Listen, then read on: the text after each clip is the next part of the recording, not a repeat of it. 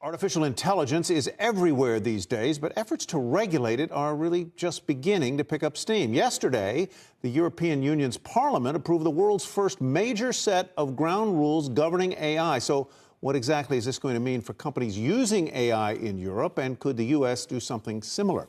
Let's ask Navrina Singh. She's the founder and CEO of Credo AI, a platform that helps companies manage AI risks. Navrina, welcome. Good to have you with us.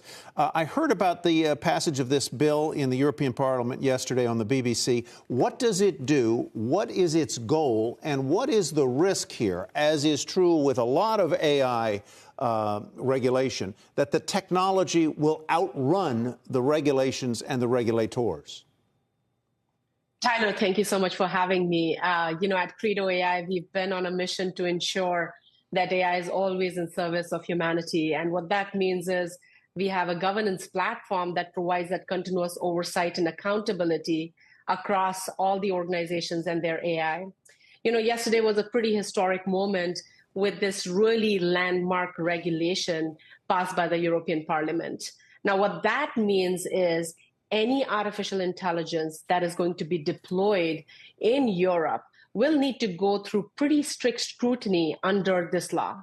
Obviously, if you are a European provider of AI systems, and even if you're deploying these AI systems outside of Europe, you can imagine that there's going to be pretty massive implications. So let me interrupt, if I might, Navrina, and ask you, so a U.S. company doing business and using AI in Europe will be affected by these regulations. Tell me whether I'm right or wrong on that. And second, what do the regulations do? What are the safeguards that are being put in place? Yeah, absolutely. So if you are a multinational or United States company operating in EU and are launching products which are powered by artificial intelligence, yes, you will need to comply with this new EU AI Act. As you can imagine, this act is going to take a couple of years to really, start to come into enforcement, especially on the compliance side. But what at minimum it's mandating is a couple of core requirements. One is transparency requirements. Where is your data coming from? How have you tested these systems? What is the impact of these systems on different users? Secondly, it requires a very comprehensive risk management framework associated with any AI that is going to get launched in Europe. And what that means is, obviously, if you have an artificial intelligence application which is high risk, it requires higher level of scrutiny and oversight before it goes on the European market. And then lastly, what is really critical is a need for quality management system is key part of this Europe's Artificial Intelligence Act as well. And there is going to be conformity assessments and notification associated with any application that is going to be put on the European market. Go ahead, please. None of that seems, though, that onerous. It seems fairly common sense. And yet I know that there were big business leaders that pushed back and said that if Europe passed this, it would put European businesses at a disadvantage competitively globally.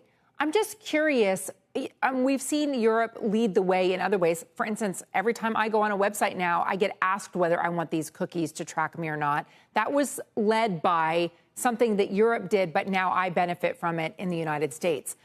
Give me a sense of what you think the impact will be competitively, or does this just sort of lay the groundwork for everyone else around the world? That's a great question, Contessa. I think this is going to have a similar Brussels effect to GDPR. So if you recall way back in 2018, when the privacy legislation was passed by Europe, we saw landmark shifts across the globe, including in California with the launch of the CCPA, and then in other countries like Brazil, a lot of privacy regulations.